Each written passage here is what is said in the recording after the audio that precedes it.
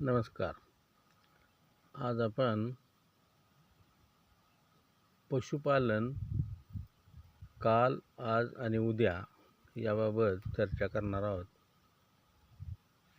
मनुष्य कळपातून कुलपाकडे राहायला ज्या मुळे आला तीच मुळात पशुपालन त्यामुळे आला. माणसं वस्ती करून राहायला लागली ती पशुपालनामुळं, नाहीतर सर्वसाधारण माणसं ही कळपानं आणि टोळ्यांनी जंगलात फिरत होती. पशुपालनामुळं वस्तीस्थान करून माणसं राहू लागली आणि पशुपालन हा व्यवसाय किंवा चरितार्थाचा भाग म्हणून लोक पशुपालन करू लागले. हळूहळू पशुपालनाचं महत्त्व वाढत जाऊन पशुधन हेच त्यांच्या दैनंदिन व्यवहाराचं साधन झालं. या साधनानुसारच त्यांची देवाणघेवाण, दैनंदिन व्यवहार वगैरे होत असेल. अगदी सामाजिक प्रतिष्ठासुद्धा पशुधनाच्या संख्येवरच ठरली जायची. ज्याच्याकडे जास्त गोधन आहे किंवा पशुधन आहे अशा व्यक्तीला गोस्वामी असे संबोधलं जायचं. आणि एक सामाजिक प्रतिष्ठा किंवा एक समाजातील मोठा व्यक्ती म्हणून संबोधण्यासाठी ज्याच्याकडे गोधन जास्त आहे, पशुधन जास्त आहे अशा व्यक्तीला समाजात मान, प्रतिष्ठा, सन्मान मिळत असे आणि त्यांना गोस्वामी असं संबोधलं जायचं. हळूहळू पशुपासून मिळणारे जे उत्पादन आहे, दूध, लोकर, मांस, कातडी, याचा वापर दैनंदिन व्यवहारात करू लागले लोक. हळूहळू पशुपासून मिळणारं जे मलमूत्र आणि शेण आहे हे ज्या भागात पडू लागलं तिथं वनस्पतींची वाढ चांगल्या पद्धतीने होते याचा अंदाज, यांचा निरीक्षण तिथल्या लोकांना कळून आलं. मग ह्या मलमूत्राचा वापर करून शेणखत म्हणून आसपासची जंगलं तोडून लोक शेती करू लागले. पशुपालनाच्या व्यवसायामुळं मिळणाऱ्या दूध, मांस, अंडी, कातडी, लोकर याचबरोबर जे टाकाऊ व्हायचं शेणमूत्र ह्याचा वापर शेतीसाठी व्हावा लागला आणि शेतीचा शोध लागला. शेतीचा शोध लागल्यानंतर हळूहळू सामाजिक प्रतिष्ठा ही किती क्षेत्र शेती आहे त्या व्यक्तीची त्याच्यावर ठरली जावं लागली. आजपर्यंत जी पशुधनाच्या संख्येवर त्याची सामाजिक प्रतिष्ठा ठरली ती हळूहळू शेतीच्या शोधामुळं शेती किती एकर आहे यावर त्याची सामाजिक प्रतिष्ठा ठरू लागली. आणि काळचक्रानुसार गोस्वामींची जागा भूपतींनी घेतली. ज्यांच्याकडे जादा जमीन आहे ह्यावर त्यांची सामाजिक प्रतिष्ठा ठरू लागली. मग शेतीसाठी आवश्यक असणारे कसण्यासाठी लागणारे पशुपासून मिळणारं मलमूत्र याचा वापर करून शेतीचा हळूहळू विकास होत गेला.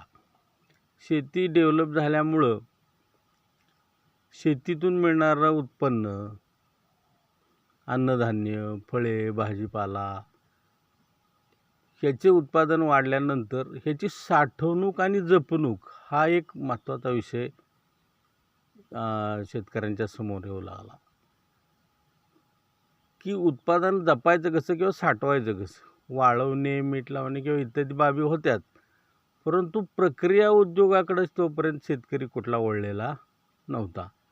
मग हळूहळू कालचक्र बदलत गेली आणि शेतीपूरक प्रक्रिया उद्योग इकडं प्रगती होत गेली आणि उद्योगाचा शोध लागला. मग सामाजिक प्रतिष्ठेची मोजमाप हे पूर्वी पशुधनावर, शेतीच्या क्षेत्रावर अवलंबून असणारं उद्योगाकडे गेलं. किती उद्योगाचा मालक आहे. आणि हळूहळू गोस्वामीची जागा भूपतींनी जशी घेतली तशी भूपतींची जागा ही उद्योगपतींनी घेतली.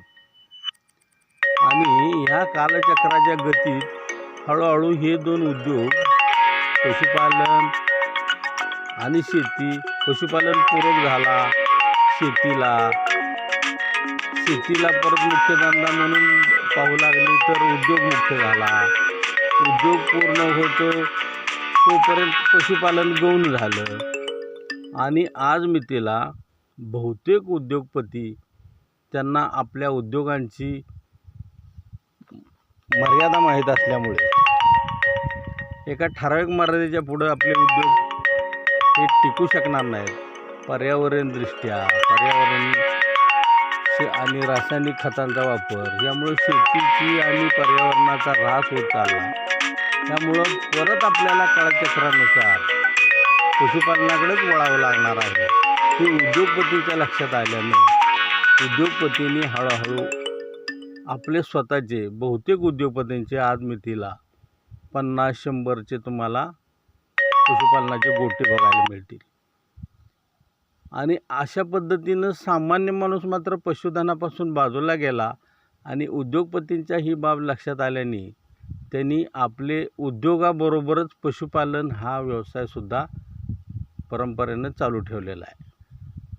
म्हणजे कालचक्राची गती बघा. ज्या कळपात राहणारा माणूस कुलपाकडे ज्या वेळेला कुलपात राहण्यासाठी ज्या वेळेला आला त्यावेळेला पहिला आधार हा त्यांना पशुपालनाचा घ्यावा लागला. पशुपालनानंतर कालचक्र बदलत गेलं, शेतीचा विकास झाला. म्हणजे गोस्वामीचा भूपती झाला. भूपतींची जागा उद्योगपतींनी घेतली. आणि आज उद्योगपती परत गोस्वामी व्हायच्या नादाला लागलेले आहेत. आणि आज आपली मंडळी मात्र पशुधनापासून लांब पळत आहेत. तर तरुण वर्गांना हे सांगणं आहे की बाबा रे, परत कालचक्र हे पशुधनाकडेच वळलेलं आहे. तर कृपा करून आपण परत पशुधनाकडे वळूया.